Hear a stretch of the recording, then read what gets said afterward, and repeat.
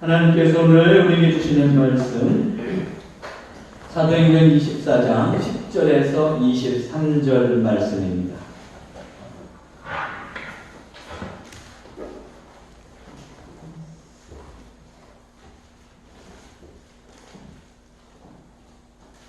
사도행전 24장 10절에서 23절 말씀, 이 계시 말씀을 한 절씩 교독하겠습니다. 총독이 바울에게 머리로 표시하여 말하라 하니 그가 대답하되 당신이 열흘 전부터 이 민족의 재판장 된 것을 내가 알고 내 사건에 대하여 기꺼이 변명하나이다. 아실 수 있는 것은 내가 예루살렘에 예배하고 올라가는지 너희 들밖에 안 되었고 그들은 내가 성전에서 누구와 변론하는 것이나 회당 또는 시중에서 무리를 소동하게 하는 것을 보지 못하였으니 이제 나를 보라는 모든 그들이 당신 앞에 내세울 것이 없나이다. 그러나 이것을 당신께 고백하리이다. 나는 그들이 이단이라 하는 도를 따라 조상의 하나님을 섬기고 율법과 선지자들의 글에 기록된 것을 다 믿으며 그들이 기다림과 하나님께 향한 소원하는 말로 받았으니 의인과 악인의 교환이 있습니다. 아멘입니다. 이것으로 말미암아 나도 하나님과 사람에 대하여 항상 양심에 거리낌이 없기를 힘쓰나이다. 여러분의 민족을 구제하고 재물을 가지고 와서 드리는 중에 내가 별례를 행하였고 모임도 없고 소동도 없이 성전에 있는 것을 그들이 보았나이다. 그러나 아시아로부터 온 어떤 유대인들이 있었으니 그들이 나를 단결 사건이 있으며 마땅히 당신 앞에 와서 고발하였을 것이고 그렇지 않으면 이 사람들이 내가 공회 앞에 섰을 때에 무슨 옳지 않은 것을 보았는가 말하라 하소서. 오직 내가 그들 가운데 서서 외치고 내가 죽은 자의 부활에 대하여 오늘 너희 앞에 신문을 받는다고 한 이 한 소리만 있을 따름이니이다 하니 벨릭스가 또 이 도에 관한 것을 더 자세히 하는 거로 연기하여 이르되 천부장 루시아가 내려오거든 너희를 처벌하리라 하고 백부장에게 명하여 바울을 지키되 자유를 주고 그 친구들이 그를 돌보아 주는 것을 금지하지 말라 하니라.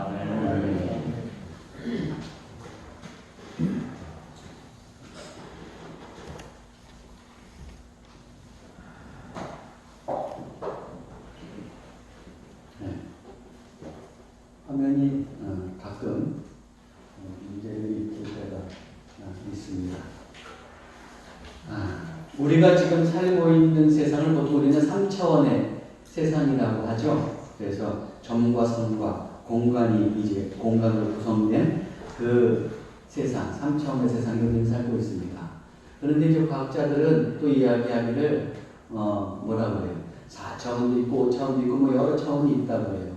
근데 우리는 3차원의 세상에 살기 때문에 4차원의 세상이 어떤지 알 수가 없습니다. 왜냐하면 경험을 해보지 않았기 때문이죠. 또 여러분 한번 생각해 보세요. 엄마 뱃속에 있는 이제 태아, 아기가 한번 있다고 생각해 보세요.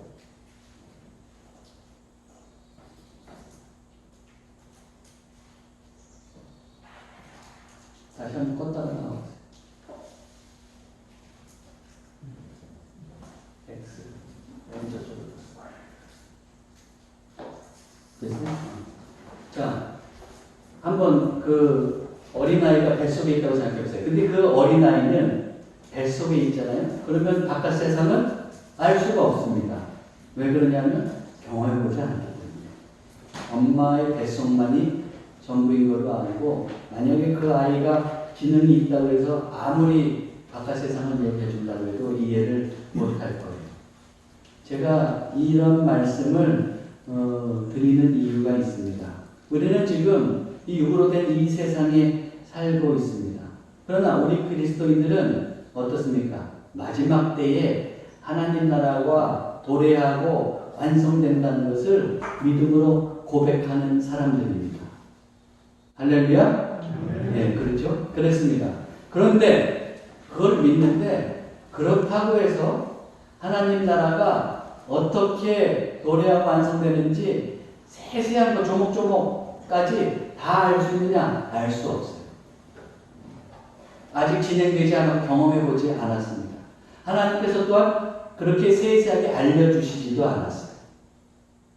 예를 들어서 주님께서 언제 오시느냐, 하나님 나라가 그때는 언제 이루어지느냐, 그럴 때 그것에 대해서 하나님께서는 알려주시지 않았단 말이에요. 그래서 마태복음 24장 36절에 보면 뭐라고 되어 있어요?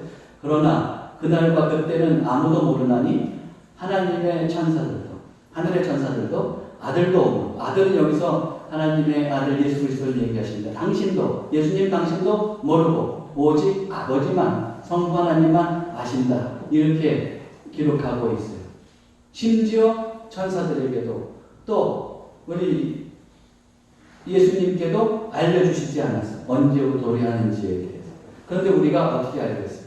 근데 때때로는 아주 그냥 수학 공식 풀듯이 뭐 그냥 그 하나님 나라가 이루어지는 것, 주님의 때가 이루어지는 것에 대해서 조금 밝히고 이야기하는 사람들이 있어요. 그럼 그 사람들은 필경 미달이라고 보면 돼요. 하나님께서 그렇게 알려주시는 경우가 없어요. 그렇게 하는 사람들은 성경을 왜곡하는 겁니다. 주님의 말씀을 왜곡하기 있기 때문에 이단이라고 볼 수밖에 없습니다. 이처럼 우리는 하나님 나라의 도래와 완성이 어떻게 이루어지는지 정확히 알 수는 없어요. 그런데 성경을 종합적으로 보면은 어떠냐? 대략의 구조는 알 수 있어요. 대강 하나님 나라가 어떻게 이루어지는지 그것은 우리가 알 수가 있습니다. 저는 오늘 본문 말씀을 살펴본 후에 어떻게 하나님 나라가 이루어지는지에 대해서 그 대강의 내용을 여러분들에게 말씀드리려고 하는데, 왜냐하면 오늘 본문을 보면 부활과 관련된 의미심장한 구절이 나와요. 여러분들이 한번 그 구절이 뭔지 한번 기대를 가지고 보시면 좋겠어요. 자, 먼저 이제 계속해서 우리가 이 사도행전을 보고 있는데 오늘 본문 말씀을 좀 더 보겠습니다. 우리가 지난번에는 어디까지 갔느냐? 가이사랴 총독이 머무는 곳에 이제 그곳까지 아나니아 또 변호사 더둘러 유대인 장로들이 와가지고 바울을 고백하는 것을 고발하는 것을 봤어요. 그랬죠? 벌써 2주 전이니까 좀 잊어버리셨을 수도 있는데, 그때 그 유대인들은 바울을 3가지로 이제 고발했어요. 첫째는 뭐였느냐? 바울이 소요를 일으키는 사람이다. 소동을 일으키는 사람이다. 그게 첫 번째. 2번째는 뭐예요? 바울이 그 나사렛 이단의 우두머리다. 괴수다. 이걸 가지고 고발했습니다. 그리고 3번째는 뭐느냐 하면 저자가 성전을 더럽혔다. 이렇게 3가지를 가지고 고발했어요. 고발했다고 치자고요. 네. 그렇게 고발했어요. 자, 그것을 이제 고발하고 나서 어떻게 하냐면 이제 그 총독은 바울에게 그 변호할 기회를 주는 거예요. 그래서 오늘 말씀을 보면 10절을 보면 이렇게 되어 있어요.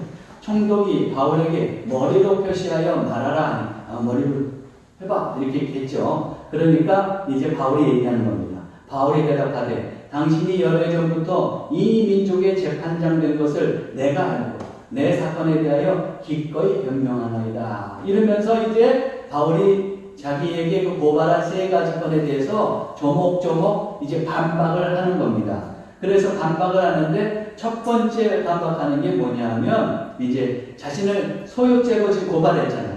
자기는 소유를 일으키지 않은 것에 대해서 이제 이야기하는 거예요. 그래서 11절에서 13절을 보면 이렇게 되어 있어요. 당신이 아실 수 있는 바와 같이 총독을 가리키는 거예요. 총독 당신이 아실 수 있는 바와 같이 내가 예루살렘에 예배하러 올라간 지 열이틀밖에 안 되었고, 그러니까 막 잡히고 소동이 일어나고 막 유대인들이 고발하고 막 이런 일이 발생하기까지 예루살렘에 올라온 지 얼마밖에 안 됐다고요? 예, 12일밖에 안 됐어요. 그 사이에 무슨 소동을 일으키고 할 수 있겠느냐 이런 말이겠죠. 또 뭐예요? 그들은 내가 성전에서 누구와 변론하는 것이나 회당 또는 시중에서 무리를 소동하게 하는 것을 보지 못하였으니 이제 나를 고발하는 모든 일에 대하여 그들이 능히 당신 앞에 내세울 것이 없나이다. 왜 유대인들이 내가 심하게 누구하고 논쟁을 벌이는 것을 보지 못했어요.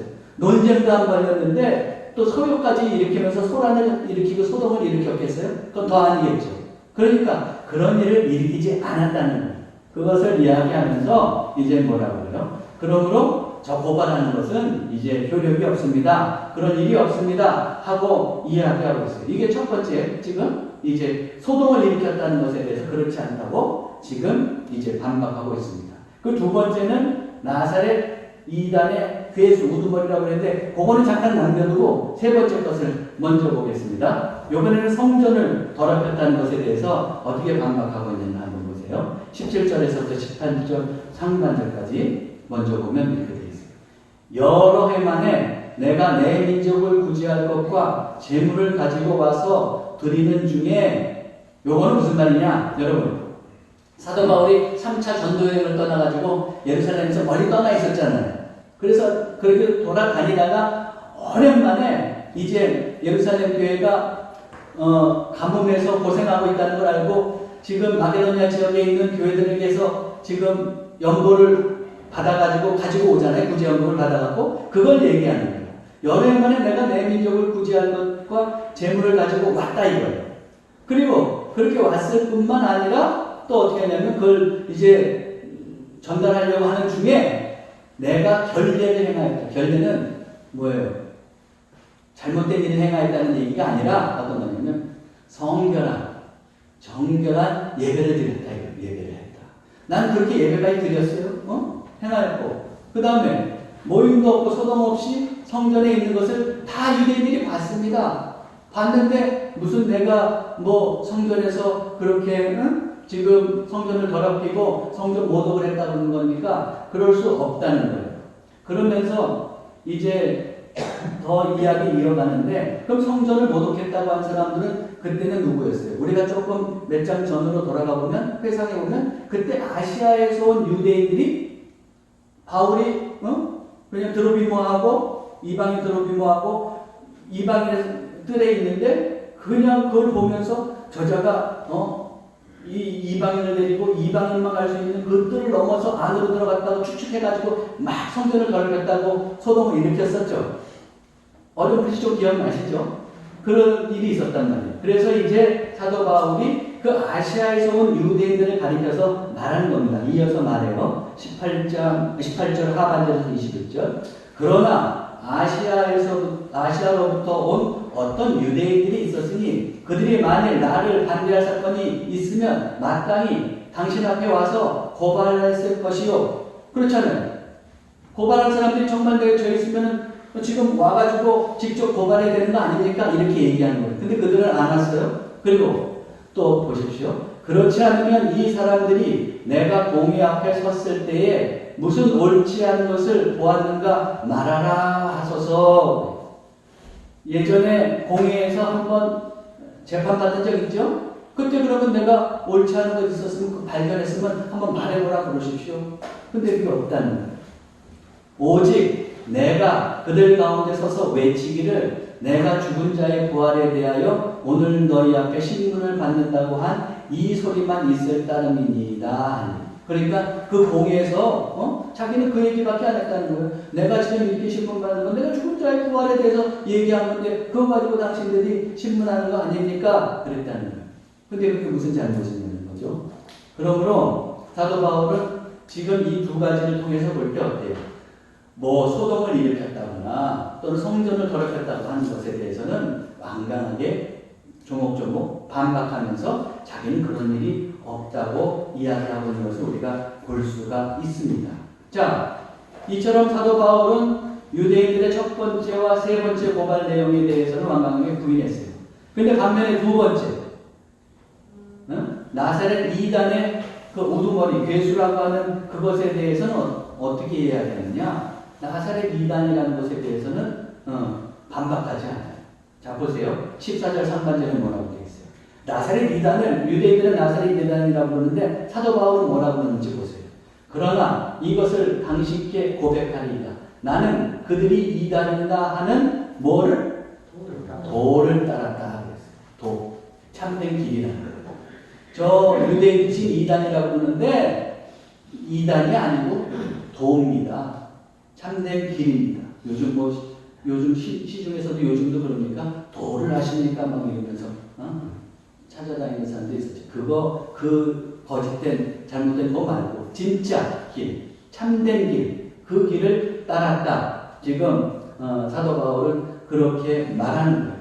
그 길을 따르는데 그 길을 따랐다고 해서 사도 바울은 그렇다고 구약 전통이나 유대교를 무시했느냐? 그렇지 않다는 거예요. 14절 하반절 보세요.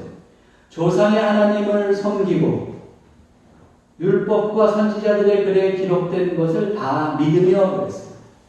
유대인들, 자기 조상들이 믿었던 하나님은 나도 여전히 믿고 있습니다. 그렇게 얘기하는 거예요. 그것뿐만 아니라 율법과 선지자들은 율법서와 선지자예요. 다시 얘기하면 구약 성경을 얘기합니다. 구약 성경 저 존중하고 다 믿습니다. 그러니까 어때요? 유대인들은 지금 나사렛 그리스도, 예수 그리스도로 시작된 기독교를 이단이라고 하지만 그건 이단이 아니고 도인데 그 예수님을 믿는다고 해서 하나님을 섬기지 않거나 구약의 전통을 무시하거나 버리거나 한 적이 없다는 겁니다. 그 전통을 지키면서 생활했다는 것을 지금 사도 바울은 이야기하고 있습니다. 그러면서 또 한 가지 자신은 부활의 소망을 가지고 있었음을 분명히 천명해요. 15절 16절 보세요. 그들이 기다리는 바 하나님께 향한 소망을 나도 가졌으니 그랬어요. 유대인들도 그러니까 부활의 소망을 갖고 있다는 거예요? 있다는 거예요? 갖고 있다는 거죠. 단 부활이 없다고 생각하는 사람들이 소수가 있었어요. 누구예요? 사두개인. 사두개인들은 모세 오경만 믿고 부활도 천사도 안 믿는다고 그랬잖아요. 그랬죠? 그 일부만 빼고 대부분의 유대인들은 다 부활의 소망을 가진 거예요. 바리새인들을 비롯해서. 그 사람들도 그렇게 소망을 가지고 있는데 나도 그 소망을 가졌습니다 하는 거예요. 그러면서 또 뭐라고요? 그 소망이라는 게 곧 의인과 악인의 부활이 있으리라 함입니다. 그 부활을 자기도 소망을 갖고 믿는다는 거예요. 이것으로 말미암아 나도 하나님과 사람에 대하여 항상 양심에 거리낌이 없기를 힘쓰나이다. 그렇게 부활의 소망을 갖고 있으면서 그 소망이 있기에 어떻습니까? 자기는 하나님에게 또한 사람들에게 양심에 거리끼는 일을 하지 않기를 힘쓰면서 살아왔다는 것을 지금 밝히고 있습니다.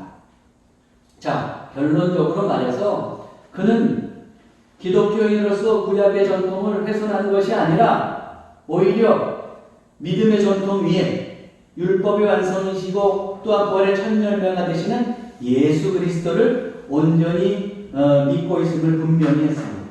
그리고 그렇기에 자기는 하나님이나 사람들 보기에 양심에 거리낌이 없이 행동한다고 밝히고 있는 겁니다. 자, 이 이야기를 쭉 변호하는 걸 다 들었어요. 물론 변론이라면 이것보다 더 길었을 수 있어요. 그렇지만 누가가 이렇게 요약을 했겠죠. 자, 총독 벨리스는 이제 이 이야기를 다 듣고 이렇게 이제 결론적으로 말하는 거예요.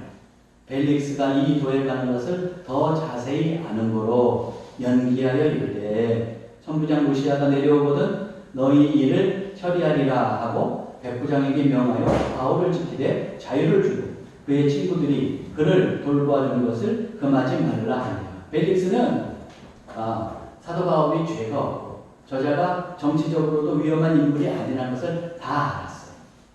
그리고 이 기독교에 관한 것에 대해서도 더 자세히 알고 있었어요. 그래서 선고해야 돼요. 다 알았으면 어떻게 해요? 무죄하구나. 그러면 저자는 무죄다 하고 선고해야 되잖아요. 근데 선고를 유예합니다. 연기하는 거예요. 그러면서 뭐라고요? 천부장 루시아가 지금 예루살렘에 있지? 그 천부장이 오면은 내가 들어보고 결정하겠어. 그러니까 오늘은 이것으로 마친다. 그러면서 딱 마치면서 백부장에게 말하는 겁니다. 바울을 잘 지키되 자유를 줘. 그리고 만약에 그의 동료들이 와서 그를 돌봐주면 그거 금하지 말아라. 그러면 벨릭스는 왜 선고를 유예했을까요?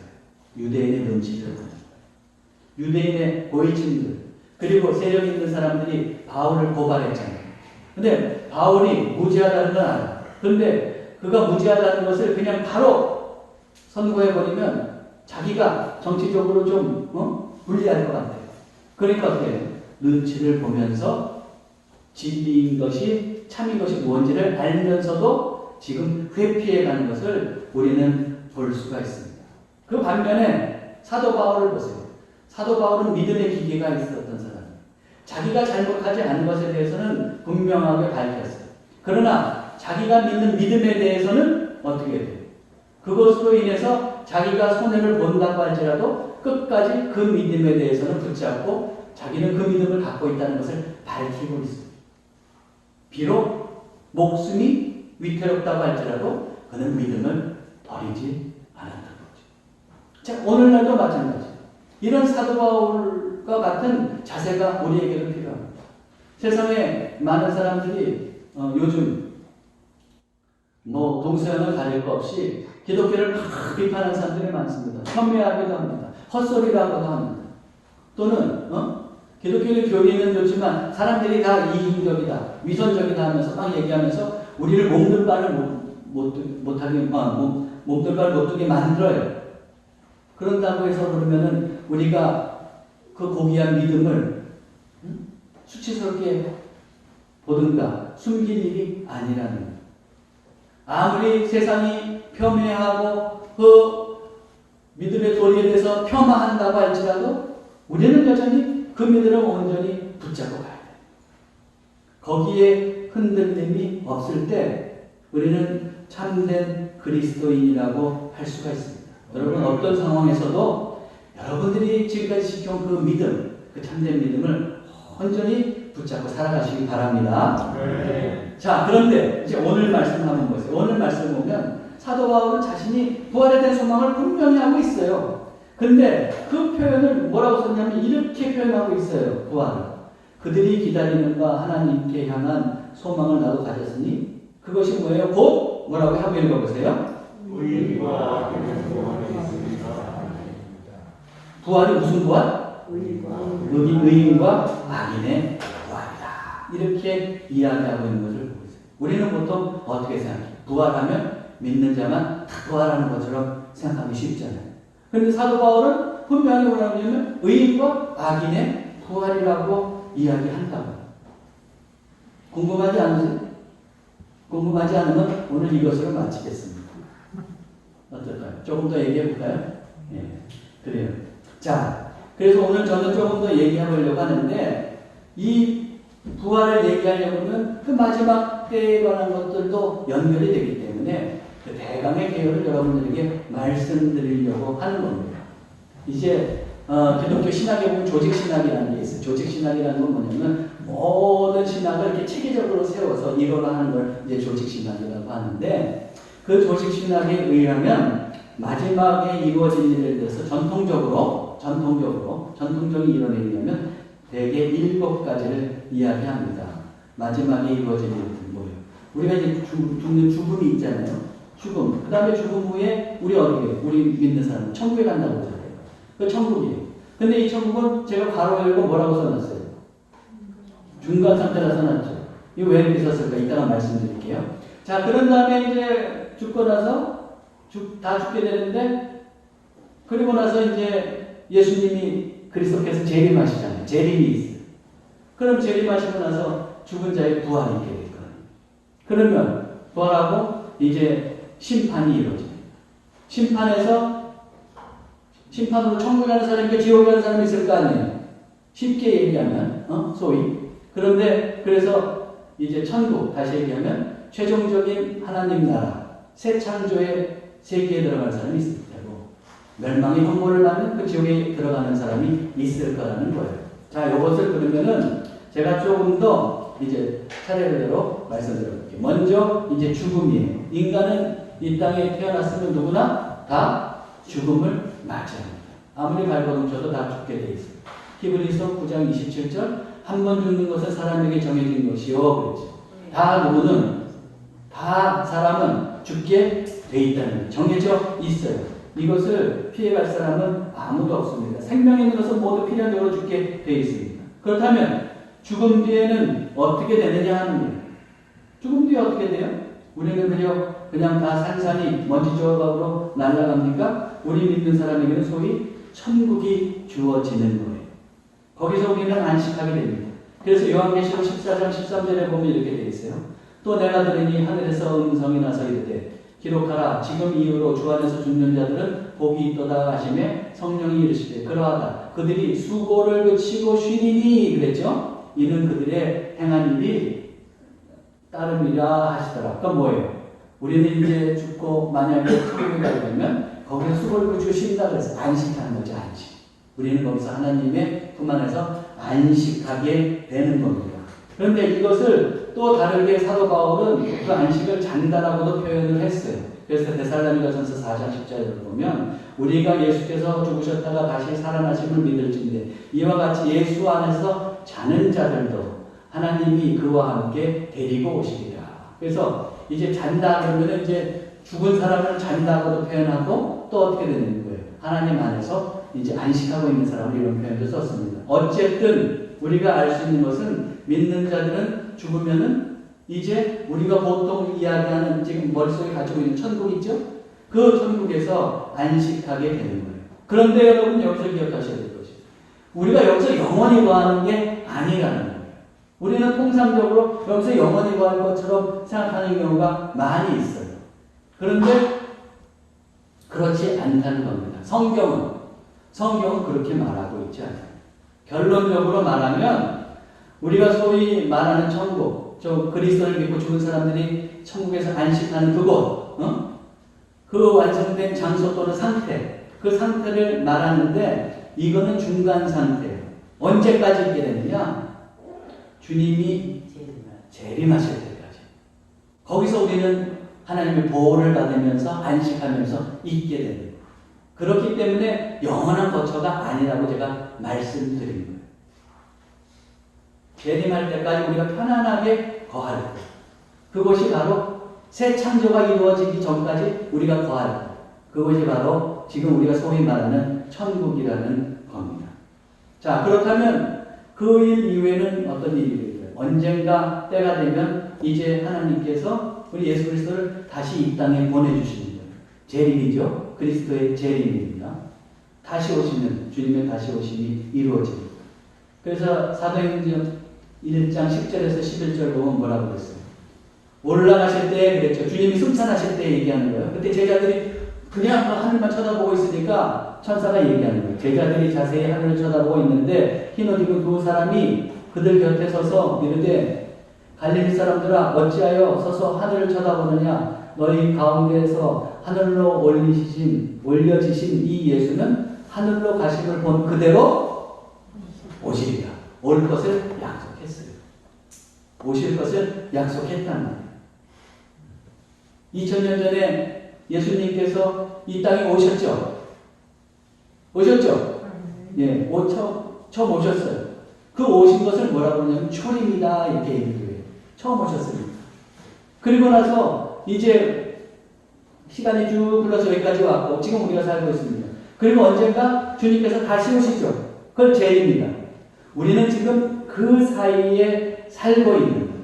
예수님은 분명히 근데 오실 것을 이제 분명히 하고 있고 예수님께서도 이렇게 말씀하셨어요. 마태복음 24장 30절에 보면 그때 인자의 징조가 하늘에서 보이겠고 그때 땅의 모든 족속들이 통곡하며 그들이 인자가 구름을 타고 능력과 큰 영광으로 오는 것을 보리라. 오는 것을 보리라.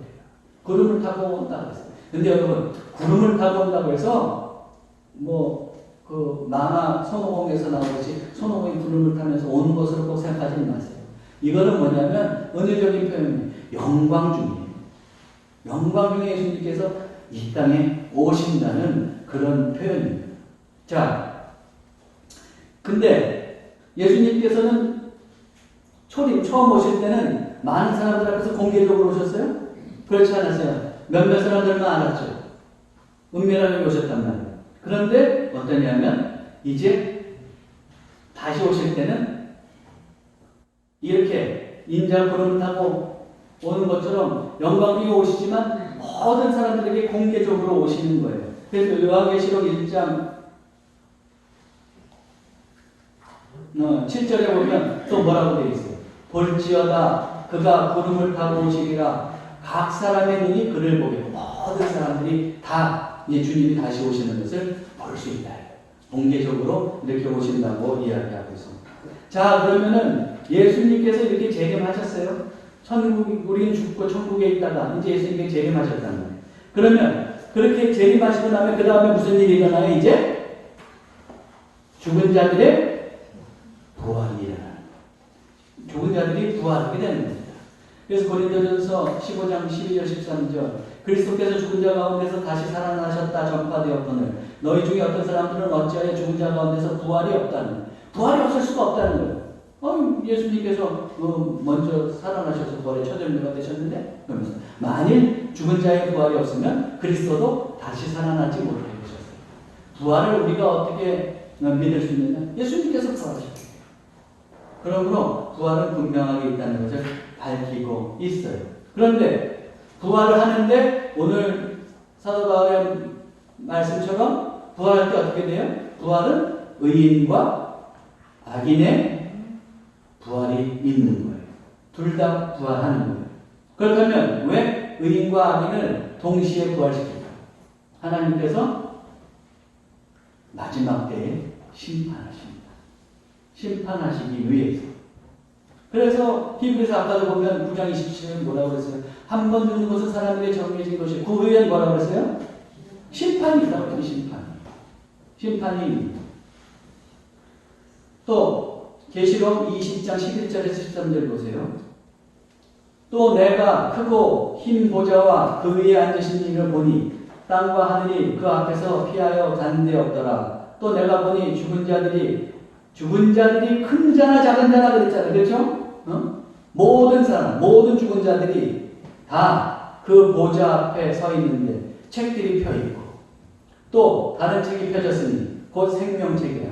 죽은 자들이 자기 행위를 따라 책들에 기록된 대로 심판을 받으니 바다가 그 가운데서 대해서 죽은 자들을 내주고 또 사망과 음부도 그 가운데서 죽은 자들을 내주매 각 사람이 자기 행위대로 심판을 받고 그랬어요.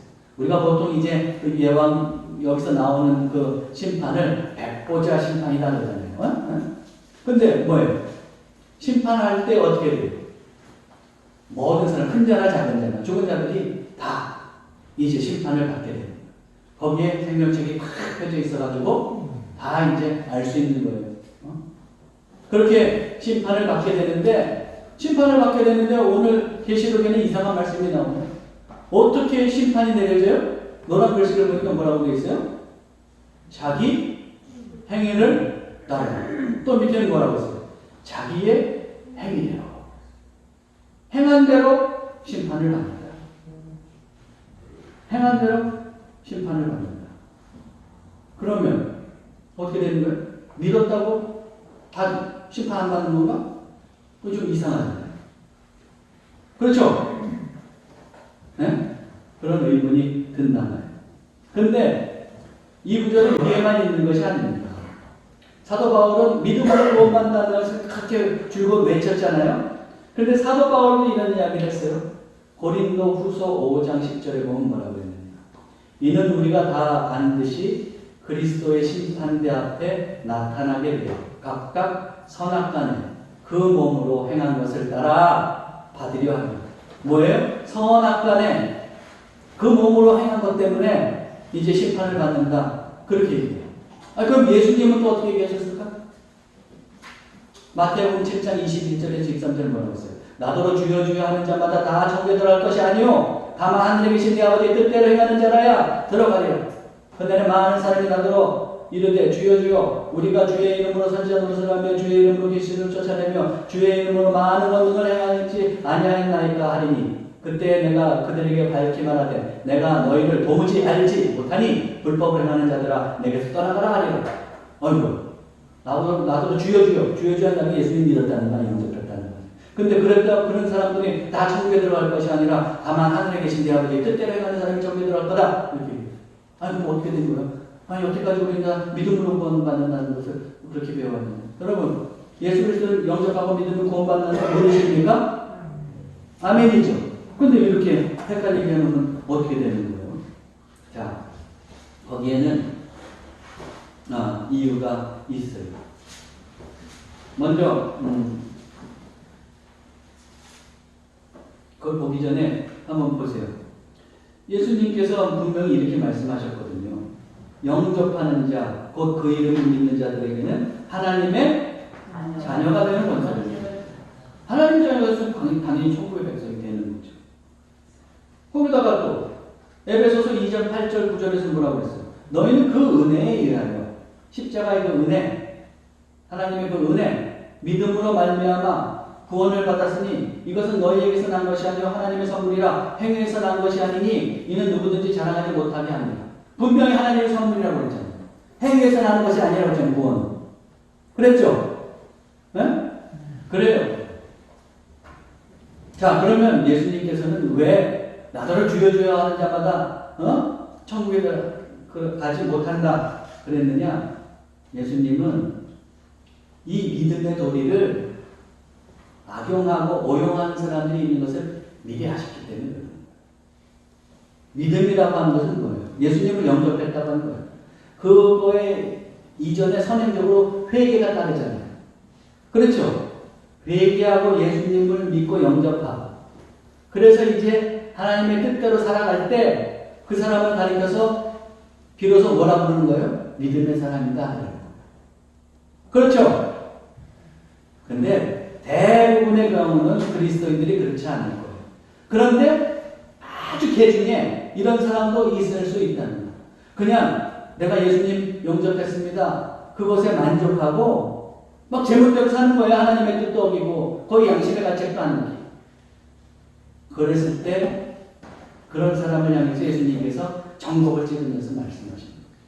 나더러 주여 주여 그렇게 얘기하면서 네 마음대로 살고 다른 사람들에게 피눈물 나게 하고 그리고 그냥 그 믿었다는 것으로 천국한다는 데서 만족해서 네 마음대로 살아?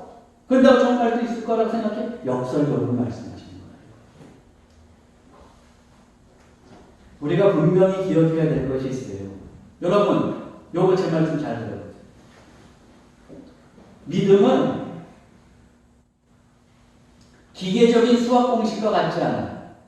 제가 퀴즈 한번 낼게요. 제가 엘리베이터를 탔어요. 엘리베이터에 층수가 있잖아요. 1, 2, 3, 4, 5, 6, 7, 8, 9, 10.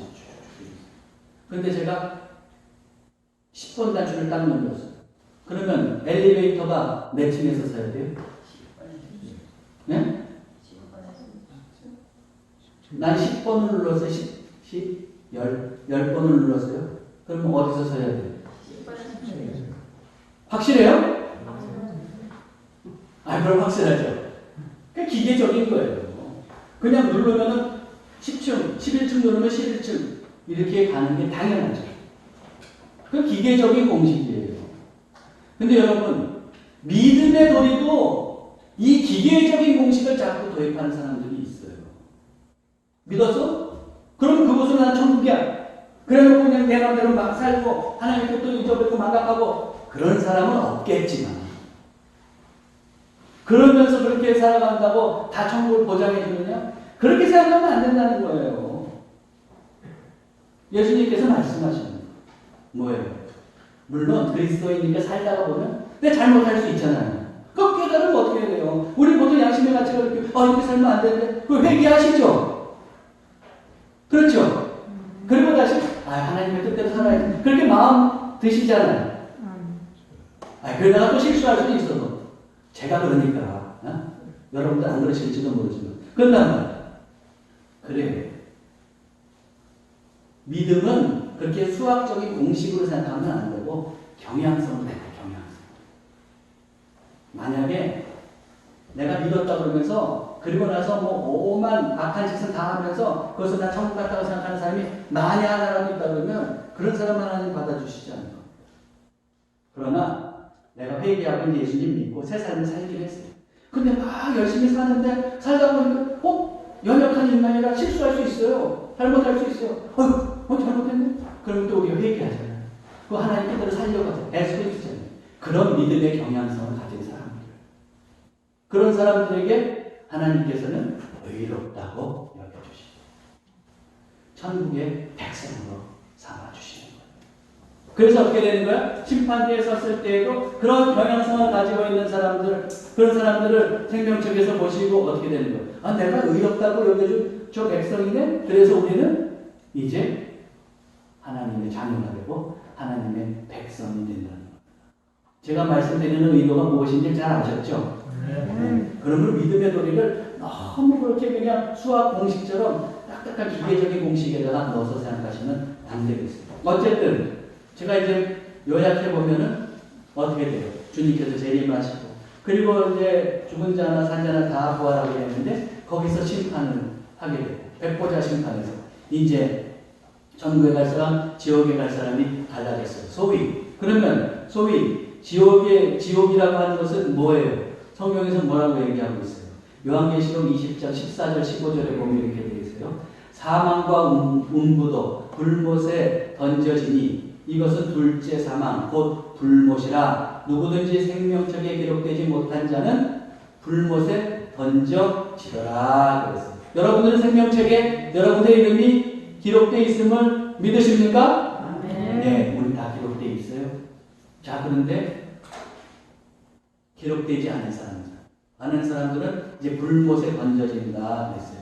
이 불못이라는 말을 표현했는데, 자, 이것을 뭐 불못이라고 해서 사실적으로 본다기보다도 이것도 은혜적으로 볼 필요가 있어요. 그럼 그 실상은 어떠한가? 지옥의 실상, 불못의 실상은 어떠한가 하는 거예요. 자, 데살로니가후서 1장 8절에서 9절에 뭐라고 되어 있어요? 하나님을 모르는 자들과 우리 주 예수의 복음에 복종하지 않는 자들에게 형벌을 내리시리니 이런 자들은 주의 얼굴과 그의 힘의 영광을 떠나 영원한 멸망의 형벌을 받으리라. 지옥의 실상은 사실은 불못의 실상이라고 하는 것은 뭐예요? 멸망하는 거예요. 다시 얘기하면 심판을 받고 멸망하는 거예요. 형벌 받는 거예요. 또 한 가지 더 중요한 것이 있는데 하나님과 단절이 일어나는 거예요. 하나님과 단절이 일어나면 이게 가장 불안한 거예요.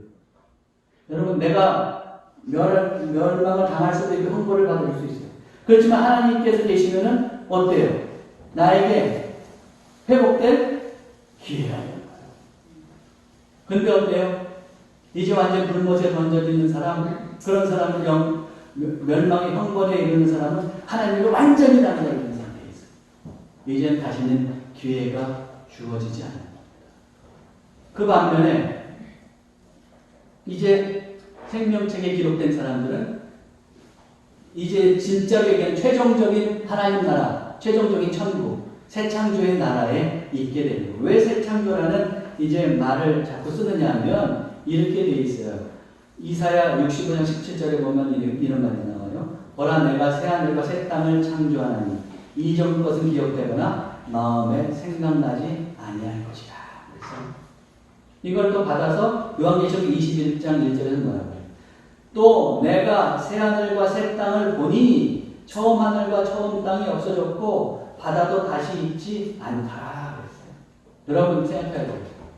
우리는 죽으면은 아까도 얘기했지만 임시로 안식하는 하나님 품에 안식하는 그 천국에 간다고 그랬잖아요. 새 창조는 어디서 이루어지니? 이 땅에서 이루어져요. 이 땅에서 이루어집니다. 그런데 어때요? 이제 우리가 처음 봤던 그 하늘과 땅 훼손된 것에서 그것은 다 없어지고 새롭게 창조돼요. 새롭게 창조된 것에 우리가 있게 되는 건데 그때 어떻게 돼요? 바다도 다시 있지 않더라. 바다. 근데 바다가 다시 있지 않다 이런 말을 뭘로 볼 수 있느냐면 이것도 아주 은유적인 표현인데 바다가 다시 있지 않다. 실제로 바다가 없으면 어떻게 되겠어요? 그 눈에 보이는 바다가 아니라 바다는 성경에서 어떤 거냐면 혼돈의 상징, 혼돈의 상징. 바다가 다시 있지 않다. 무질서와 혼돈은 다 사라진다. 그 새롭게 창조된 하나님 나라는 질서정연한 새. 그리고 이제 그 새 땅에 새 창조의 세상에 대한 여러 가지 실상이 있는데 다 얘기 시간이 많이 갔어요. 그래서 그냥 간단하게 몇 가지만 말씀드려보면 어떤 거냐면 그 새롭게 창조된 세상은 모든 눈물을 그 눈에서 닦아주시니 다시는 사망이 없고 애통하는 것이나 복하는 것이나 아픈 것이 다시는 있지 아니하리니 처음 것들이 다 지나갔습니다. 이런 것들이 없어요. 사망, 애통, 복하는 거, 아픈 거 이런 것들 다 없다는 거예요. 또 어떤 겁니까? 낮의 성문들을 도무지 닫지 아니하니 거기에는 밤이 또 없으면 어떻게 될까? 낮만 있다고 한번 생각해 보세요. 신체의 리듬이 어떻게 돼요? 이것도 다 은유적인 표현이란 말이에요. 밤은 어때요? 음흉하고 악한 것의 상징이잖아요. 그런 악들이 다 사라진 새 창조의 세상이 열린다는 겁니다. 그리고 어떻게 돼요? 22장 1절이죠. 그가 수정같이 맑은 생명수의 강을 내게 보이니 하나님과 및 어린 양의 보좌로부터 나와서 길 가운데서 흐르더라. 생명수가 흐르는 거예요. 광자 위에 생명나무가 있어서 12가지 열매를 맺되 달마다 그 열매를 맺고 그 나무 잎사귀들은 만국을 치료하기 위하여 있더라. 이런 생명수가 그리고 생명나무가 있는, 다시 얘기하면 생명의 놀라운 역사가 풍성하게 있는 것. 그래서 우리가 치료받고 그 풍성한 생명의 역사 속에 살아가는 것. 그것이 이제 새 창조의 세계라는 것을 얘기하고 있습니다. 이렇게 하나님은 이 땅을 내버려 두시지 않고 때가 되면은 새롭게 창조하세요. 그런데 새롭게 창조될 때 세계만 새롭게 창조하는, 우리도 새롭게 창조해요. 그래서 빌립보서 3장 20절 21절 그러나 우리의 시민권은 하늘에 있는지라 거기로부터 구원하는 자 곧 주 예수 그리스도를 기다리노니 그는 만물을 자기에게 복종하게 하실 수 있는 자의 역사로 우리의 낮은 몸을 자기 영광의 몸의 형체와 같이 변하게 하시리라. 우리도 새롭게 창조해요. 자, 이제 말씀을 정리하겠습니다. 우리는 하나님 나라의 최종적인 도래를 믿어요. 그 과정이 어떻게 이루어집니까? 우리는 다 인간이라서 죽게 되는데 그때 우리의 임시거처 천국에 이르면서 거기에 안식하게 되겠죠. 그러나 때가 돼서 주님께서 재림하십니다. 이제 산자와 죽은 자가 부활하게 되고 거기서 심판을 받게 돼요. 그리고 그 심판 통과한 사람은 이제 새 창조의 세계에서 주님과 더불어 살게 된다. 영원한 안식을 누리면서 평화 속에 살게 된다. 여러분들은 모두 예수 그리스도를 믿고 믿음에 대한 사람으로 주님의 뜻대로 살려고 애쓰는 사람들입니다. 여러분들에게도 그 나라가 주어져 있고 생명책에 여러분의 이름이 기록되어 있음을 확신하시고 오늘도 소망 가운데 살아가시기를 주님의 이름으로 축원합니다. 기도하겠습니다. 하나님, 부활의 생명을 주시니 감사합니다. 그러나 저희들 진정한 믿음의 사람으로 살게 해 주옵소서.